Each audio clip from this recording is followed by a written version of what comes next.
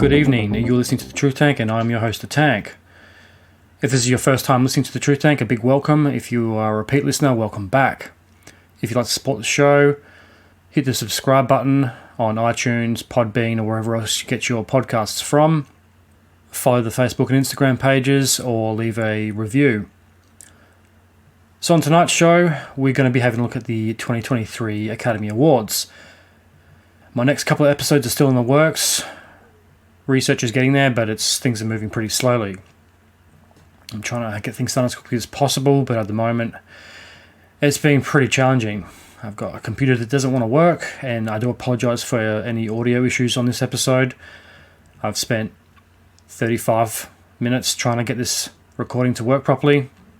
GarageBand is about to shit itself, along with my computer, so I tried everything I could think of to try and get it to work properly, but if there are some discrepancies in the audio or some quality issues, I do apologise. So without any further ado, let's get into tonight's show. This is episode 46 of The Truth Tank. This is episode 47 of The Truth Tank. This is episode 48 of The Truth Tank. The Academy Awards 2023.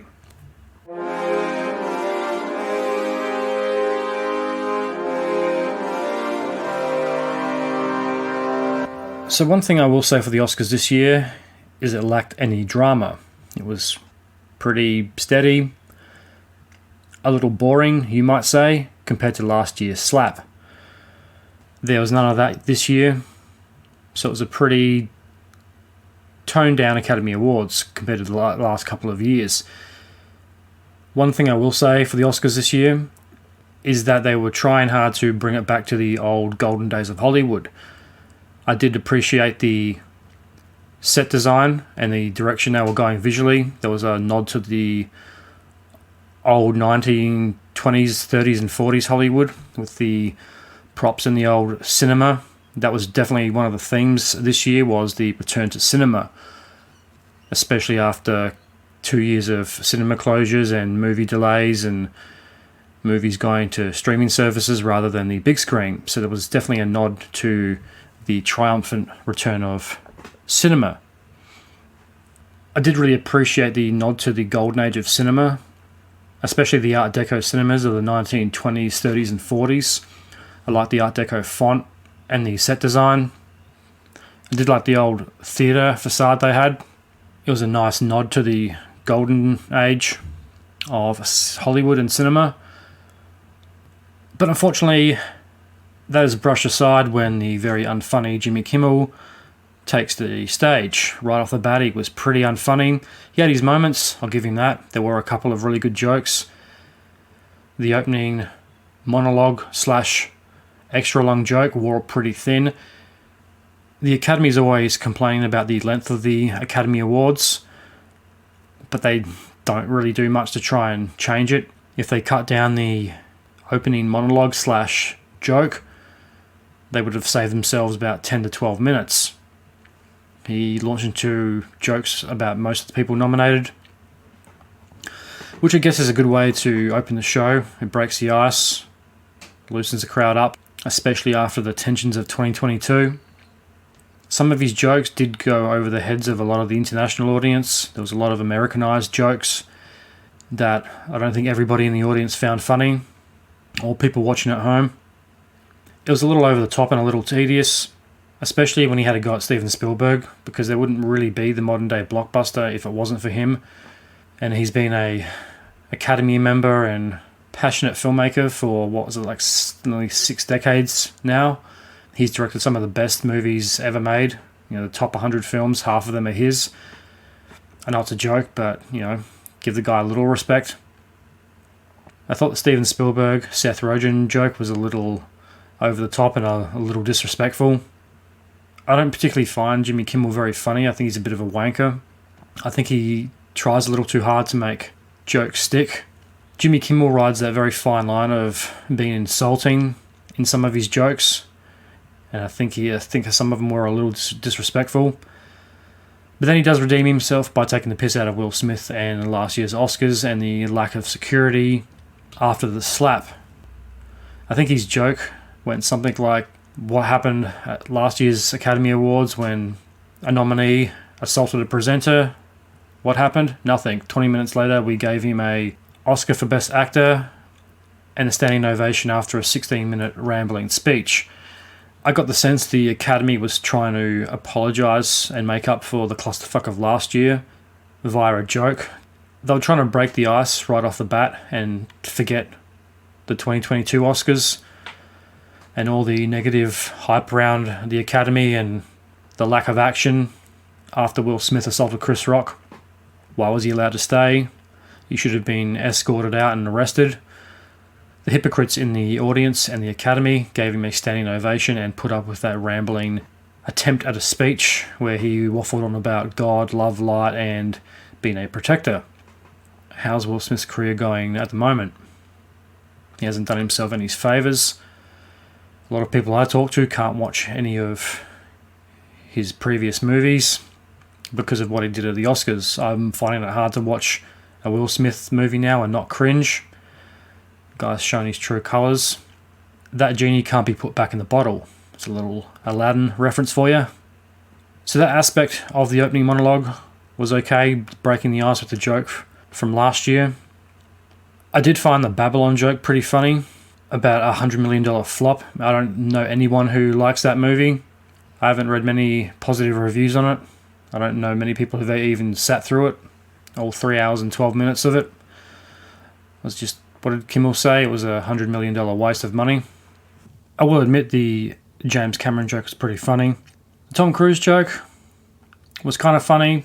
It was a little ironic considering he's the man that saved cinema and brought crowds of people back to the movies to see Top Gun Maverick. Hollywood should probably be thanking him rather than making jokes about him.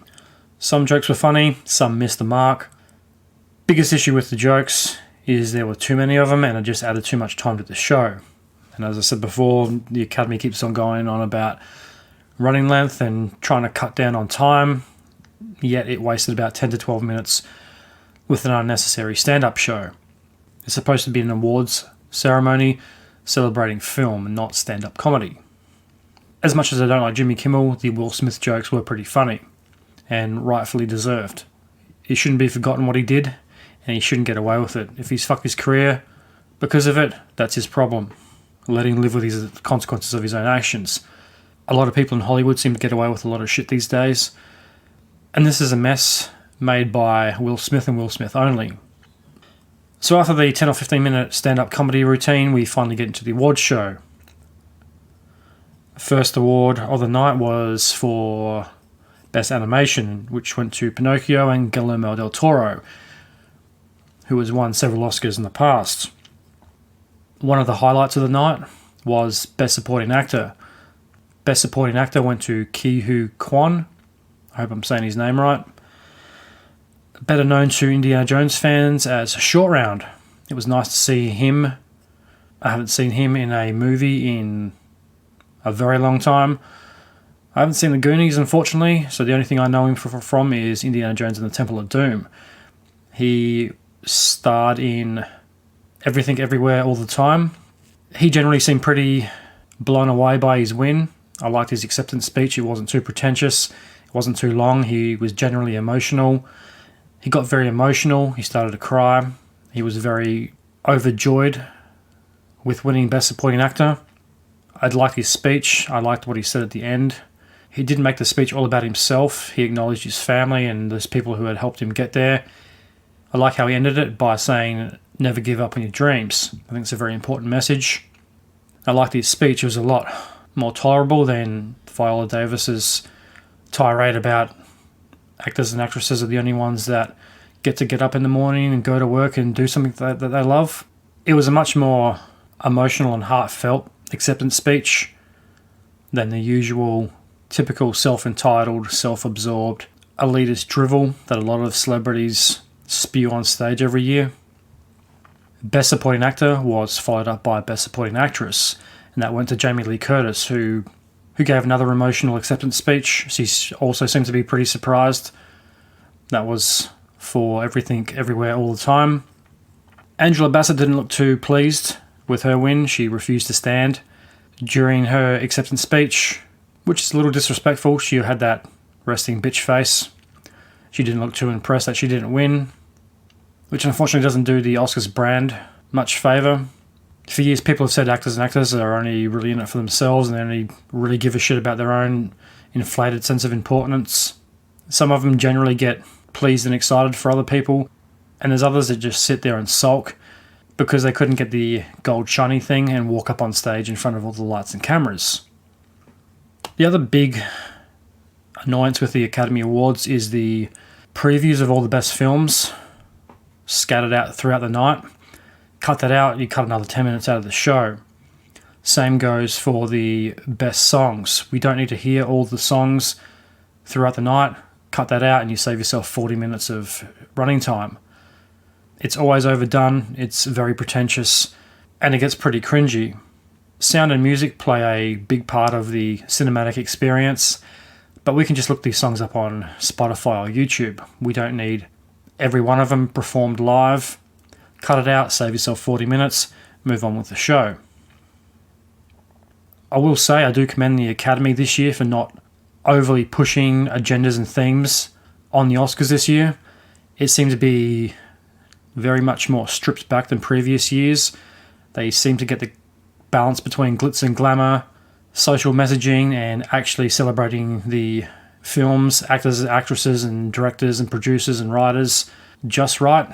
In other years, it's been all about politics and social messaging and which diversity group needs a spotlight. There was a little bit of messaging and politics sprinkled throughout this Academy Awards, but it was definitely dialed back from previous years, especially from last year and the year before. The 2021 Oscars was so blatantly political, it was virtually unwatchable.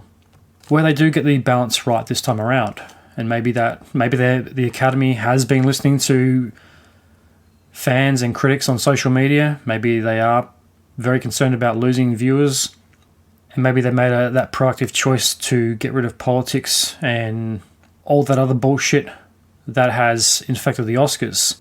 Make it about the movies again, and people won't turn off in the millions halfway through the show.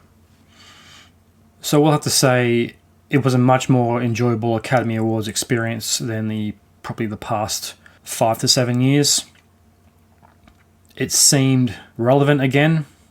It seemed like it was more about the movies, and yes, they did favour a couple of films over the majority. There was the blatant snubs, there was the blatant themes, and the blatant favouritism between two films, which I'll get into a bit later. The other thing that's very annoying about the Academy Awards, especially this year, compared to other years, is I haven't really heard of many of the movies nominated or seen them. I've only seen a few. Some of the shorts and best documentary nominations I've never even heard of. I would like to see some of those movies. They look pretty interesting. But where do you find these movies? You can't seem to buy them. They don't appear on streaming services. So where do you find them? How does the Academy find them? I'm sure there's somewhere where you can view them, but it seems a little, not strange, I'm not quite sure of the word I'm looking for. It is weird that they pick a lot of films and documentaries that not a lot of people have seen. Or maybe it's just me, maybe I've just been living under a rock for the past couple of years and haven't really paid attention. The best documentary winner seemed pretty deserving. Navalny won best documentary. It seemed pretty deserving and pretty current given what's happening in the Ukraine, which for the most part Hollywood seems to have forgotten about. There were a few references to Ukraine. Some of the people in attendance were wearing blue ribbons, which was for a #refugees foundation. But I didn't see any blue and yellow ribbons like last year in support of Ukraine. It was fitting that Navalny won, which included Navalny's wife. The crew lived and worked out of an undisclosed location in Germany. Navalny's wife had a pretty heartfelt and touching tribute to her husband. And once again, she had a message about not giving up and keep on fighting the good fight even when you're up against tyrants, which highlights the importance of the film and the win for Navalny. Because if people like Navalny don't stand up to people like Putin and other tyrants, we're going to be living in a much darker world. If you want to look at that from the side of social messaging or politics, yes, I guess you can say that was a political nod for the Academy. If you want to go with the Oscars are rigged, you could definitely say that Unfunny winning Best Documentary could have been rigged to bring more attention to Ukraine, but at the same time, that's not necessarily a bad thing, is it? I mean, it's getting the message out there, and some of the other films it was up against didn't look quite as engaging or quite as important. And given what the cast and crew had to go through, and not to exaggerate, that some of their lives may or could be potentially in danger because of them making this film, isn't too much of an understatement. So if someone makes a movie about the leader of the Russian opposition, a man that Putin has allegedly tried to have assassinated several times, and a man he has had locked up and his media organisation labelled as a terrorist group, the chances of a reprisal are probably pretty high. But that type of political messaging in the Oscars, I don't mind, as long as it's not this red tie versus blue tie, Democrat, Republican bullshit. Which side is better, even though they're both two sides of a very corrupt coin that come out of the same factory. When it's about politics and social issues that really matter and that have potential consequences for the lives of millions of people, it's a worthy cause. I'll give the politics a pass this year. The war in Ukraine means something. Lives are at risk. It was kind of a weird Academy Awards this year. There was some very emotional acceptance speeches and a lot of worthy actors and actresses that got recognised that have been ignored in the past. But at the same time, you could also tell the Academy wanted to brush over anything too dramatic.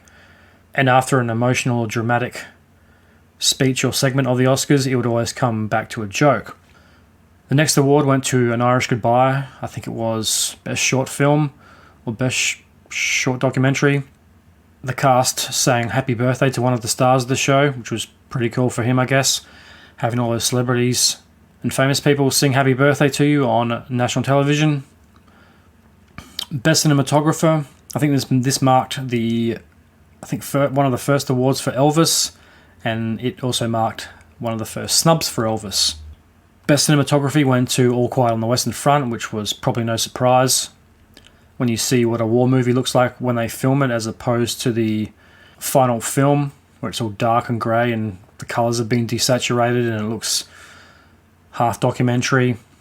So that wasn't too much of a surprise that All Quiet on the Western Front won. Unfortunately, Elvis missed out, but it wouldn't be the last time it missed out on an award. So this brings us to the donkey from the Banshees of the Inisherin. Jimmy Kimmel brings a donkey out on stage. I'm sure this is all passed by animal rights, and the donkey wasn't too stressed or frightened by the noise or the lights. I'm not sure how I feel about them bringing a animal onto the stage as part of a joke. I mean, I know Jimmy Kimmel isn't particularly funny, but there's prop comedy and then there's prop comedy. Colin Farrell did seem pretty excited to see his co-star again. It would have been cool if he ran up on stage and gave him a hug. And this brings us to the first superhero win of the night, and that was Black Panther for Best Costume Design. I haven't seen Black Panther Wakanda Forever. As I've said on a previous show, I'm not sitting through a 2-hour and 40-something minute Marvel movie. It was kind of surprising. Superhero movies have been nominated for Academy Awards in the past. Black Panther Wakanda Forever was nominated this year along with The Batman. I'm not sure any Marvel movie deserves to be nominated for an Academy Award. Yeah, maybe for costumes and stuff, but superhero movies now seem to be so heavily digital.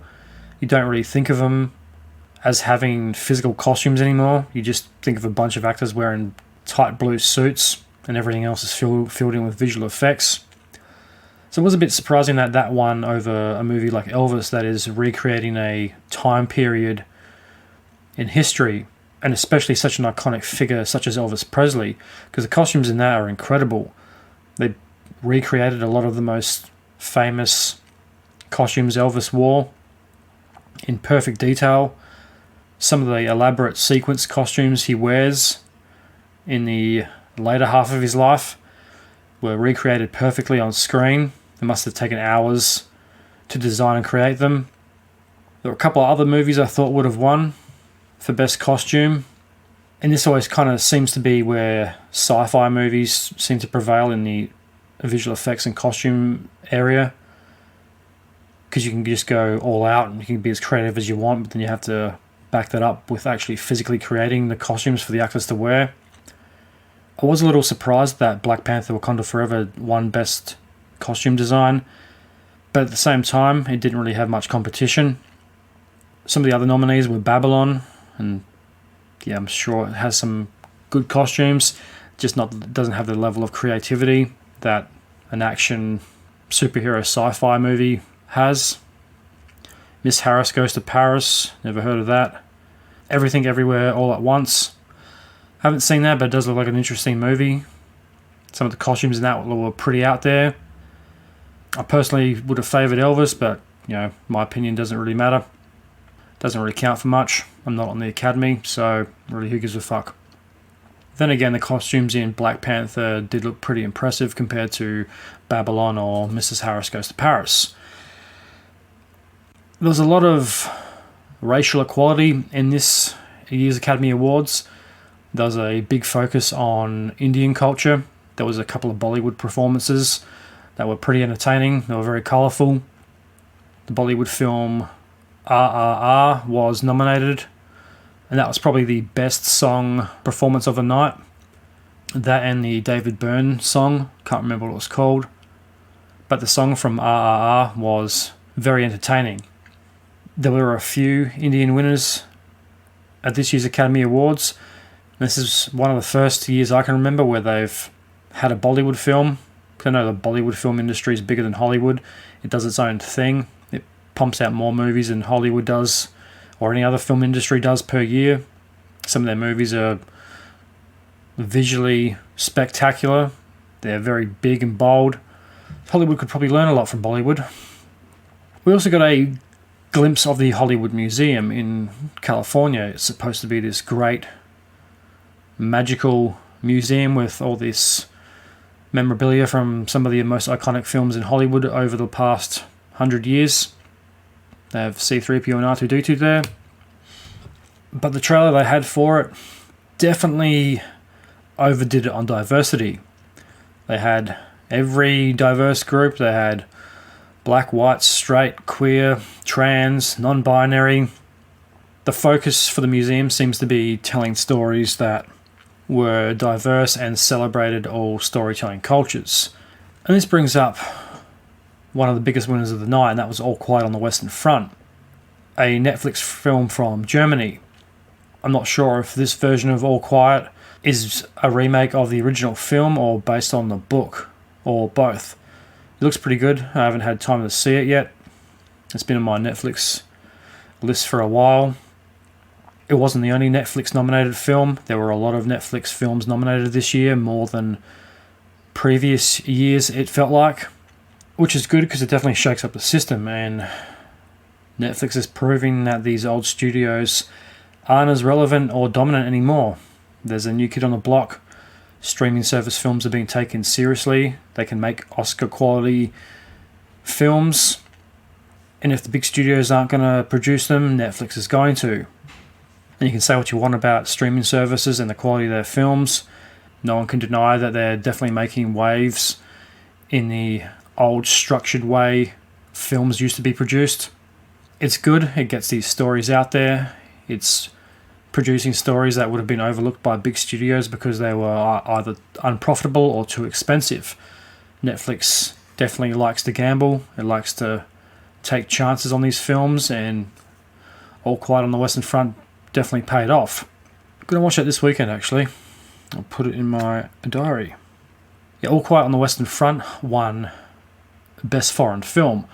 This has happened a couple of years in a row now, where you have a film that is a foreign non-speaking film that gets nominated for Best Foreign Film and then again for Best Picture. Now, is that fair to other films that want to get nominated? Maybe, maybe not. I don't know if there's a set number of films the Academy has to pick for Best Picture. Can you have 5? Can you have 10? Can you have 12? Which I'm pretty sure in previous years they've had more nominations. I think there was 7 or 8 one year, and this year I think there was 5, maybe 6. Avatar: The Way of Water was one of them, and I'll have an episode on that coming out pretty soon, which is good because it's a big sci-fi blockbuster that has been nominated for Best Picture alongside a foreign war film like All Quiet on the Western Front, quirky sci-fi film like Everything Everywhere All the Time, a unorthodox biopic like Elvis, and a boring, overly dramatic film like Tar, which a lot of the Best Picture nominations this year were pretty different, which I'll get into a bit later. All Quiet on the Western Front won Best Foreign Film, which brings up the question, should a film that gets nominated for Best Picture then get another nomination for Best Foreign Film, even if it is a foreign film? Is that fair? Is there a possibility that it wins both Best Foreign Film and Best Picture? Because if it does win Best Foreign Film, it's obviously of a certain caliber that it can take out the Best Picture. But in reality, that's probably not going to happen, because it's obviously not the way the Academy works. And the Oscars does appear a little rigged. There's always that favourite film that pulls off that surprise win, which I'll get into a bit later. On the flip side of that coin, if the movie is good enough to get nominated for Best Foreign Film, should it just get a Best Picture nomination and not a foreign film, which would open the door for another film to win? I'm sure there's a process around how these things work. It just seems a little weird. It does feel like double dipping, that one film can be nominated twice for essentially the same award. And just because the film's not in English doesn't necessarily mean that it should be in the foreign film category. And as it turned out, All Quiet on the Western Front was definitely a favourite of the Academy this year. It won a fair few awards, and there was definitely a conflict brewing between All Quiet on the Western Front and Everything Everywhere All the Time, which seems to be one of the tactics employed by the Academy, either to get people interested and to continue watching, or to create some drama between the nominated films. Coming back to social messaging for a bit, this brings up Best Documentary Short, which went to The Elephant Whisperers. It had political messaging, but its political messaging I think is important, and I definitely agree with. It highlights animal rights, in this case elephants, and indigenous cultures that look after them. It was a bit disrespectful during the acceptance speech. One of the winners talked for a bit, and when the other winner went to say a few words, they completely cut the mic, and she was basically pretty much talking to the room, and nobody could hear her, which is a bit disrespectful. They don't cut the Best Actor or Actress or Best Picture. They are allowed to waffle on for 15 minutes if they like last year, and Will Smith rambling for, was it 16 or 18 minutes about nonsensical shit. No one cut his mic or escorted him off the stage for taking up too much time. If they want to have a bit more balance and equality in the Academy Awards, they need to treat the most famous Best Actor and Actress winners the same as everybody else, even if you don't know them or not. So this brings us to one of the weirdest song performances I've seen at the Academy Awards in a very long time, and that was the very stripped back Nirvana-esque performance of Hold My Hand by Lady Gaga. She took off the elaborate dress and all the makeup, put on a pair of ripped black jeans and a black t-shirt, and played a very stripped back live performance. I thought it sucked. The sound quality was dreadful. It didn't sound much like the song. Her vocals were too loud. You couldn't really hear the instruments. If it was a acoustic unplugged session, it might have been a bit better. But she had a drummer, a bass, and an electric guitar, and a piano.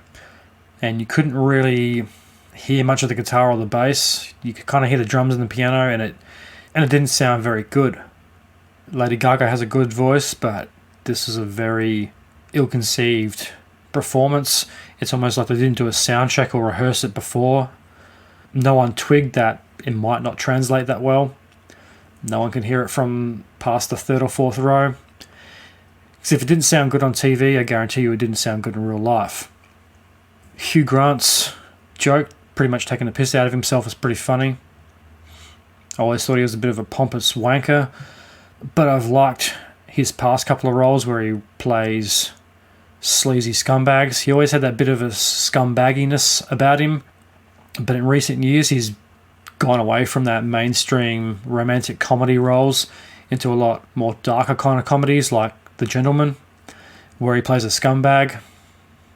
Pretty much called himself a ball bag on live television. That was pretty funny, alongside Andy McDowell, who's aged pretty well. After Hugh Grant's scrotum moisturiser joke, came the award for Best Production Design. And this is another hard category, like costume design, is how do you choose? The movies nominated are also different. You have dramas, period films, sci-fi, quirky comedies. How do you pick a winner where all the nominations are so vastly different and so vastly creative? It's a very hard job to do. Each has their own unique design points. On the one hand, you have an historical film that recreates real events or landscapes that there are visual records of. How do you compare that with a sci-fi film like Dune, where no imagination has been spared to create a new world? How do you compare that to a standard drama or a comedy? All Quiet on the Western Front won for Best Production Design. Didn't come as much of a surprise. It's recreating the battlefields of World War One. So in one sense, you have to use your imagination to come up with a realistic looking set. But on the other hand, you also need imagination to try and pull it off realistically and do it a little differently than we've seen many times before. And you have that historical record, you have photos and video of World War One battlefields. And at this stage in the night, I'd won a few awards, so we can definitely see the favouritism of the Academy coming through in All Quiet on the Western Front. Netflix wins again, and studios should be scared. Very scared. Streaming services are coming for the prestige of the studios. The studios should better watch out. Whether you love her or hate her, no one can deny that Elizabeth Banks is great at making a fool out of herself. She came out on stage to present the award for Best Visual Effects in basically a giant black and white bow tie dress, which she nearly fell over and went arse over head. But she laughed it off and turned it around. She was also accompanied on stage by a real-life cocaine bear. She presented the award for Best Visual Effects and pointed out that if she had made Cocaine Bear without visual effects, that's what they would have looked like. The bear also helped detract from the near face plant on the stage in front of millions of people. She did look like she had done a fair bit of coke herself. Her voice was very croaky, and she looked like she'd been up for 3 days. She might have been recovering from a cold or something, or she might have been doing blow in the back. Unsurprisingly, Avatar: The Way of Water won for Best Visual Effects. I don't think there was much competition for it. Avatar didn't win a hell of a lot this year. How do you overlook a film that is 90% special effects in the visual effects category? You know, Avatar had more visual effects in it than I think all the nominations combined, so it shouldn't have been much of a surprise when it won. It also marked the first win for Avatar. For all the bad jokes and Oscar cringiness, when the cocaine bear started crawling down the aisles, it was pretty funny. It's also a miracle that whoever was inside the bear outfit didn't fall over or fall down the stairs. It wouldn't have been easy trying to see in that costume. While the cocaine bear was crawling around the aisles, you got a quick glimpse of that very stuck-up looking woman wearing that white veil, or the cloud around her head, and the complete arrogance of her to wear that while sitting, because it blocked out the view of everyone behind her, and the guy that was sitting next to her had to sit on the side, so he's probably got a very sore back this morning because of her. You would think if you had such a ridiculous 1.5 foot tall veil that went all around your head and covered most of your shoulders that you'd take it off when you were seated, not only for courtesy sake but for comfort. She had this stuck up entitled look on her face. She looked like a real bitch. I can't remember her name, and I don't really want to look her up. But she wasn't the only one to have a ridiculous headwear. High hairstyle seemed to be in, and hair bling, these semi-hair headdress looking things a lot of women were wearing. Having your hair up, especially when there's people sitting behind you, was pretty rude. And that goes double for the woman with the white veil. Speaking of trends in the Oscars, there was definitely a trend to the women's outfits. A lot of them had their boobs hanging out, pretty much. Very low-cut V-necked dresses were in. Lots of strapless dresses that just cover the bottom of the nipple area. It was a real miracle that there was no wardrobe malfunctions, because some of those outfits were fucking ridiculous. Like, you're at the Oscars, people know who you are, do you really need any more attention on you? Speaking of bling, Rihanna's performance was pretty decent. I'll give her that. She can definitely put on a show. I like that. The black pants and the sequins, it all look very cool. Then came the Best Adapted Screenplay, which surprisingly that wasn't All Quiet on the Western Front. But surprisingly, or unsurprisingly, it went to Women Talking, a film I haven't seen. I'm pretty sure that was the only award that movie was nominated for. The Academy definitely favours one or two films over everything else. There's the films that get nominated that get completely snubbed every year, and there's the two they favour. But there's always that random one that wins one award and doesn't get either nominated or win for anything else. And this year it was Women Talking. So it does kind of come off like they chose that for the sake of the political messaging behind it. Female empowerment and all that. Don't give a shit either way. There were a couple of other movies nominated from books that appear to be a lot more complex than Women Talking. But anyway, I'm rambling. Moving on. Everyone's favourite film from last year, Top Gun Maverick, finally won an Academy Award for Best Sound. Realistically, it probably should have won for Best Picture as well, considering that movie did save cinema. It saved movies and the theatrical experience. It brought people back to the cinema. So it probably was a good idea and a stroke of genius delaying that movie until it could have a proper theatrical release. But once again, like visual effects and production design, how do you choose what film has the best sound? When you have an action film like Top Gun up against a period drama that's also kind of a musical, and Elvis, and a sci-fi movie, how do you choose? It's a very broad, diverse category.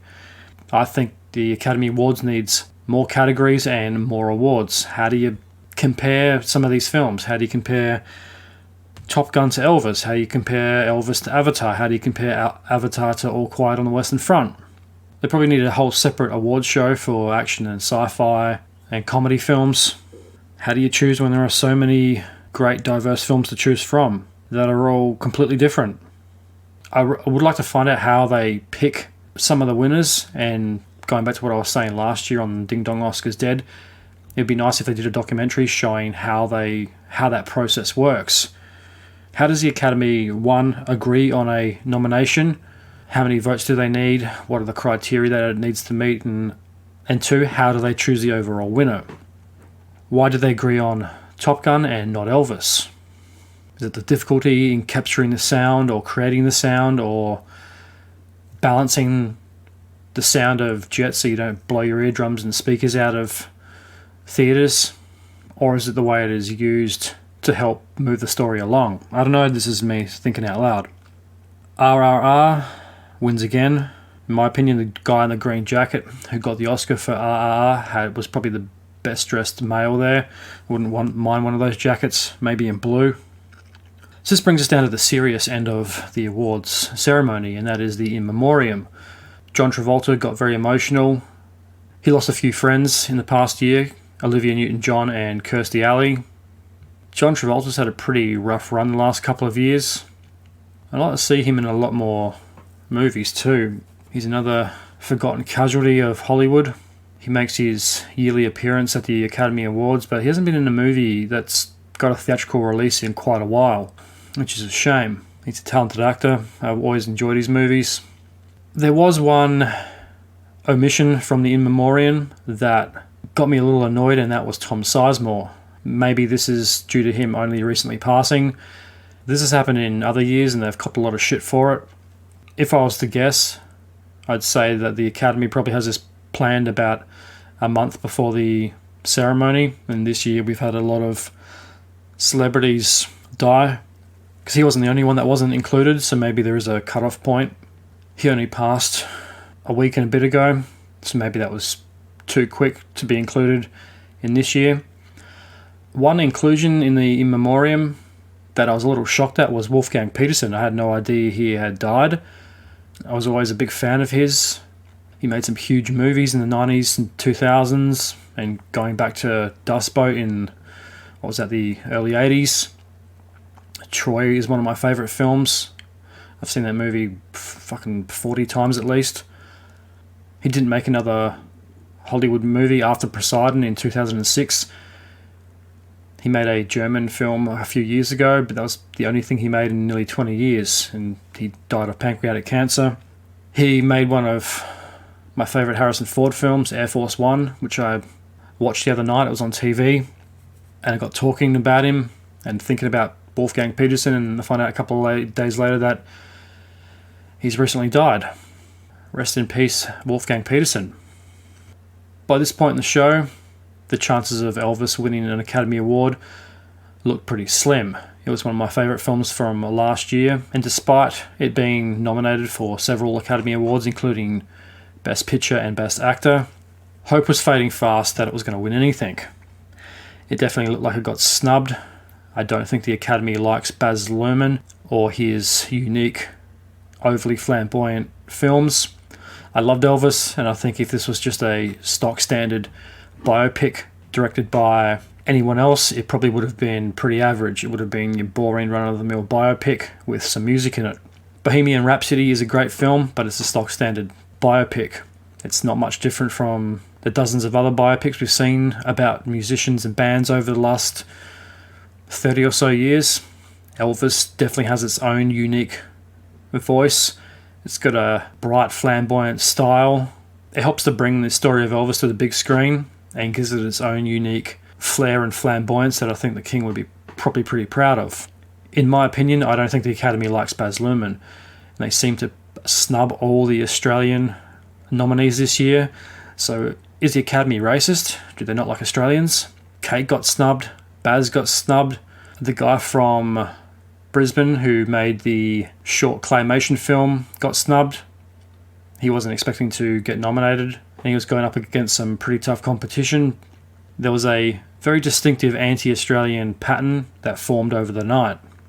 There also wasn't a lot of cutting back to the crowd every 5 minutes like there has been in previous years to see the reactions on people's faces laughing to jokes.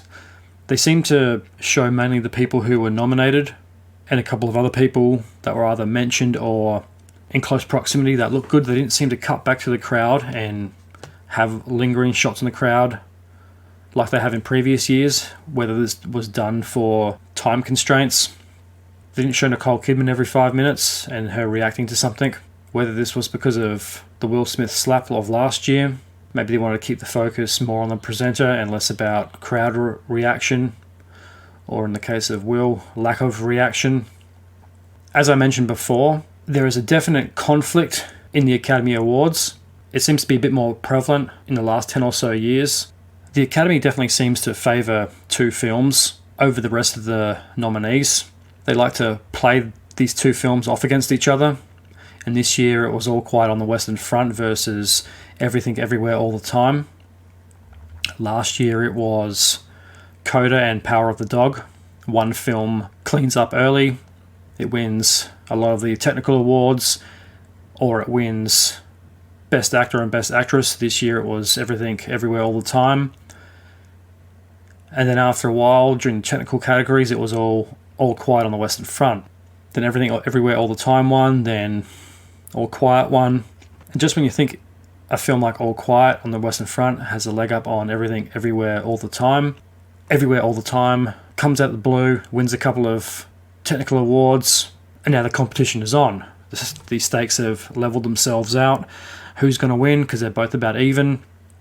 And just when you think All Quiet on the Western Front will win Best Picture, then you realise, oh wait, it's already won Best Foreign Film, so it probably can't win twice in a row because that would cause a controversy and be probably too edgy and controversial for the Academy. Oh no, maybe Everything Everywhere will take out Best Picture. I haven't seen it, so I can't give an opinion on it. Maybe it's an Oscar-worthy movie, or maybe it's just a film that has been favoured so heavily by the Academy. Maybe they're trying to show the world that, hey, look, we don't just do boring dramas, because Power of the Dog was pretty heavily criticised for being an exceptionally boring film. I haven't met anybody who liked that film or could get past the first 30 or so minutes. So maybe they're trying to show the world that, hey, look, we like these diverse, quirky sci-fi action comedies as well. I also think it's probably one of the first times a sci-fi film has actually won Best Picture. I might be wrong on that, so don't quote me on it. It's a very drastic change to the typical Best Picture winner we've seen over the last couple of years. Power of the Dog last year, Parasite, Green Book, that's not in order, that's just the ones I can remember. I think Spotlight was on that list as well. It's a very dramatic right turn compared to the typical kitchen sink dramas that usually win Best Picture. So does the Academy get fixated on those two films because they generally like them, or because they're trying to cause conflict and competition? Because every year they seem to get fixated on two films, then they get micro-fixated on that film they want to see win.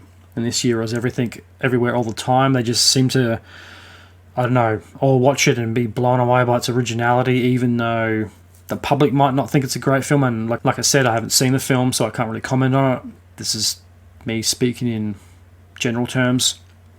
So do the Academy generally like these films, or are they picking them for political reasons or for ratings? Or do they think they're going to like them a bit more if they pick a film outside of the typical Oscars box? Everything Everywhere All at Once won Best Director.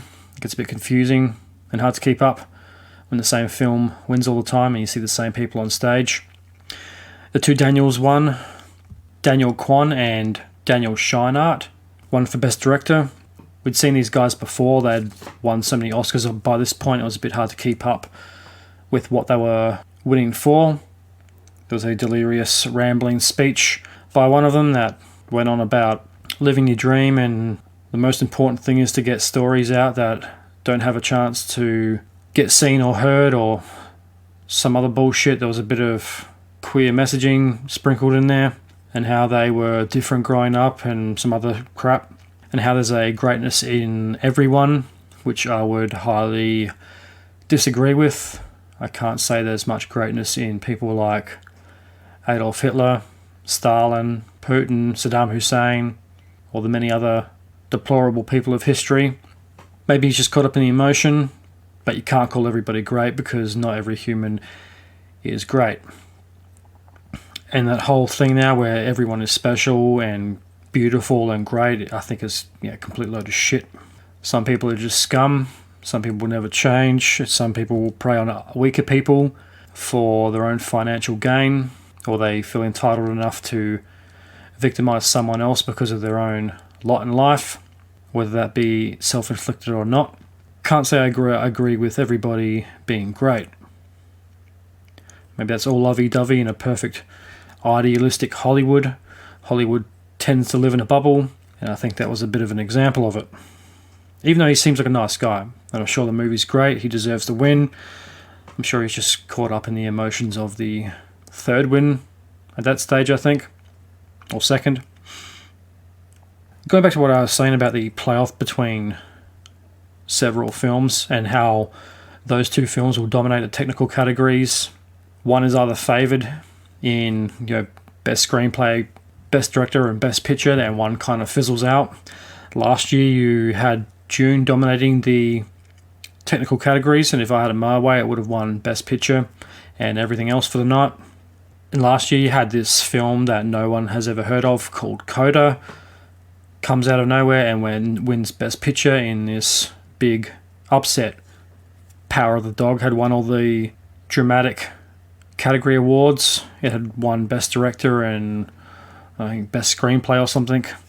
But then Coda comes out of nowhere, and it's a film that I haven't seen. Didn't see it released in the cinema. I haven't seen it to buy in shops. I haven't seen it on any streaming service. It's like that movie just disappeared after it won. I don't think a lot of international audiences saw it. It's this weird, obscure film.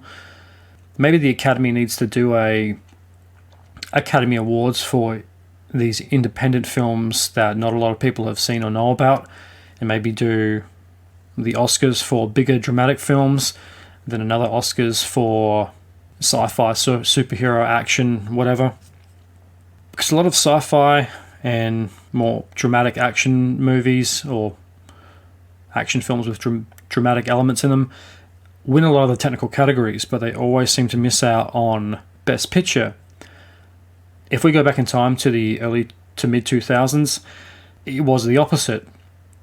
These big sweeping historical epic dramas would always win Best Picture. Gladiator, drama, action, romance, cleans up of the Oscars. It got Best Picture. It was a popular film. Critics and audiences loved it. And that won. It won because it was a great film. Performances were good. Writing, directing, everything about that movie was top notch. And people saw it, and it did make quite a bit of money. Those films used to win. Martin Scorsese's films used to win every couple of years.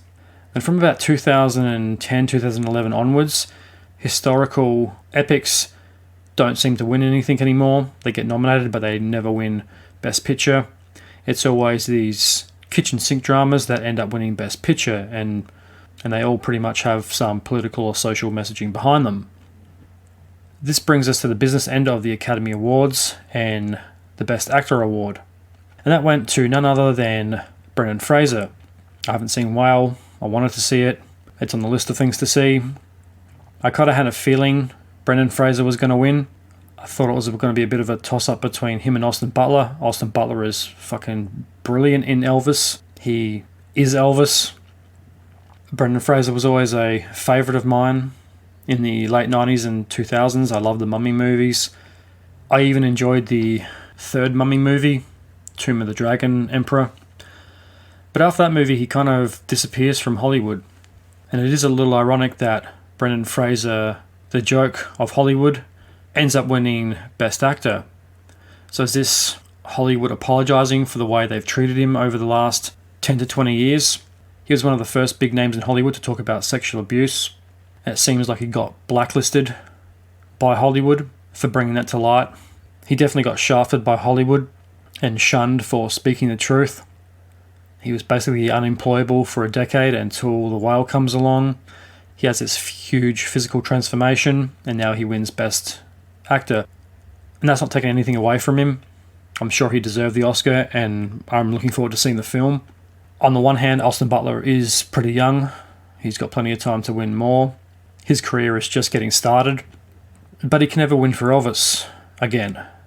I was pretty impressed with his performance as Elvis Presley. That movie is fantastic. For whatever reason, the Academy doesn't give a shit about Elvis, it doesn't want to know about it, and snubbed it the entire night. But congratulations to Brendan Fraser. Let's hope he makes more Mummy movies. Michelle Yeoh wins Best Actress for Everything Everywhere All the Time. She mentions in her speech that, ladies, you're never too old to rise to the top, which is funny coming from an actress that has dominated Hollywood and Asian cinema for the better part of 30 years. She's had a pretty good career. She's older than a lot of other people in attendance, and she's been top of her game for a very long time. She's had better careers than most of those actresses ever will, but I do get where she's coming from. Never let them tell you you're too old, ladies. And you know what? That's a good message, and it is true. There is one social issue that Hollywood has steered well clear of, and that is ageism. Once you're past a certain age in Hollywood, no one wants to know you. Guess it is tougher for women than it is men, especially in the action genre, which Michelle Yeoh has spent a majority of her career. So, go her. This brings us down to the epic grand finale of the 2023 Academy Awards, and that is Best Picture. And how could I not be excited about the Best Picture award? Well, I was more excited about the person presenting it, and that was none other than my favourite actor, Harrison Ford. He was by far the highlight of the night, for me personally. It was a bit of a 50-50 split on who was going to win, All Quiet on the Western Front or Everything Everywhere All the Time. All Quiet had previously won Best Foreign Film, so you could probably write that one off. It would have probably caused too much of controversy if it won twice. And unsurprisingly, Everything Everywhere All the Time won Best Picture. It also gave me personally one of the best Oscar moments in the last 20 years, if not ever. And that is the reunion between Harrison Ford and Ke Huy Quan, aka Indiana Jones and Short Round. It was also the Temple of Doom reunion. You had Harrison Ford and Ke-Huy Quan on stage, Steven Spielberg and Katie Capshaw in the audience, as well as John Williams. The circle was complete. And that was pretty cool seeing them all in the same room together again, nearly 40 years after the Temple of Doom came out. Harrison Ford was the best part of the night. The reunion with him when he hands Ke-Huy Quan, aka Short Round, the Academy Award, was sincere and heartfelt. It was very genuine, and you could tell by the look on their faces that they genuinely were pleased and excited to see each other once again. It was very genuine and very heartfelt, unlike a lot of the insincere actors and actresses at the Academy Awards. It wasn't over the top or forced, which there was a lot of emotion that night. There was a lot of tears. Brendan Fraser cried, Ke-Huy Quan cried, Jamie Lee Curtis cried. It felt like a emotional and spiritual cleansing of the Academy Awards after the debacle of last year. So what better way to close the 2023 Academy Awards than the reunion of Harrison Ford and Ke-Huy Quan, Indiana Jones and Short Round. You could see those two chatting away on the side of the stage. I would love to be backstage just witnessing that happen. You could tell that was a genuine and heartfelt reunion, and it was really nice to see that, especially in a room full of actors. That was definitely the highlight of the night for me, and it was the highlight of pretty much any Academy Awards I've seen. All in all, the 2023 Academy Awards went off without too much drama or any unexpected events happening. It was a little boring on the one hand. On the other hand, that wasn't so bad given the fuck up of last year. It also didn't take itself too seriously as it has in the past. There's been a real stick jammed up the Academy's ass for the last few years. They've been very rigid. They've taken themselves ultra seriously. And this year, it felt like they took the piss out of themselves. They definitely were taking the piss out of last year and the lack of security or anyone doing anything about Will Smith and how they awarded him with an Academy Award and a standing ovation, and the delusional rambling that was his acceptance speech, and how he also got a hug after assaulting a man on live television. So it seemed very fitting, and it was also pretty funny that the Oscars ended with the emotional support donkey being backstage with Jimmy Kimmel, and as he walked off, he flicked the Oscars incident board to years without incident to one. That was pretty funny. It did take the piss out of itself, and it was a nice, humorous way to end, because last year definitely didn't have a happy ending.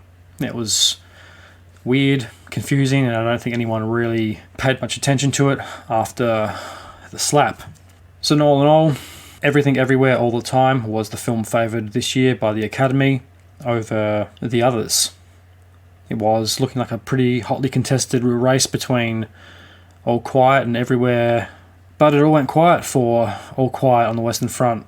After its last win, it doesn't win anything again for the rest of the night, and everything went to Everything Everywhere All the Time. I'll have to pay attention next year to see if a similar thing happens where they play these two films off against each other. I've got a feeling it probably will. You can't have an interesting night without drama. There needs to be some type of conflict driving the drama that produces the entertainment and the big spectacular finale of who's going to win Best Picture. This year's ceremony also seemed more thought and planned out to previous years.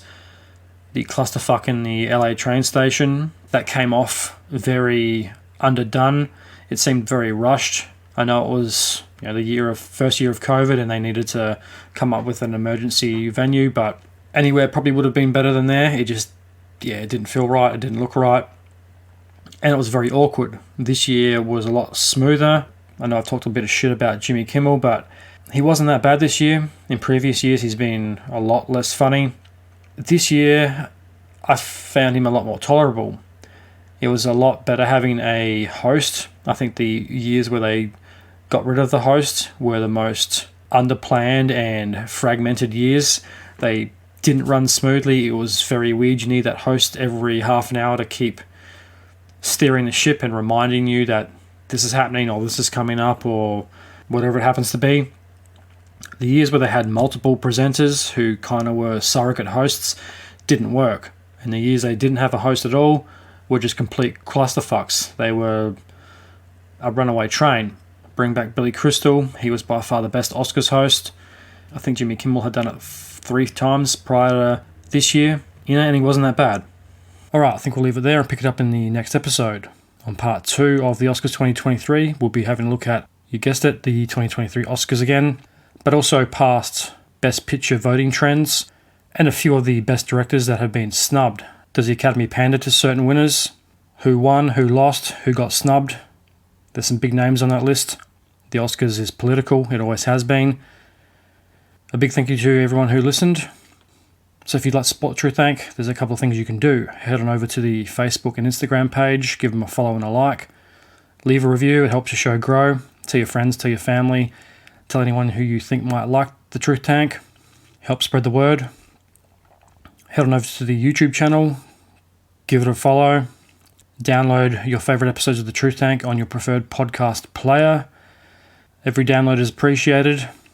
A big thank you to everyone who listened to the end. The next episode should be out in a couple of weeks. But until then, I am the Tank. This is the Truth. May the truth be with you.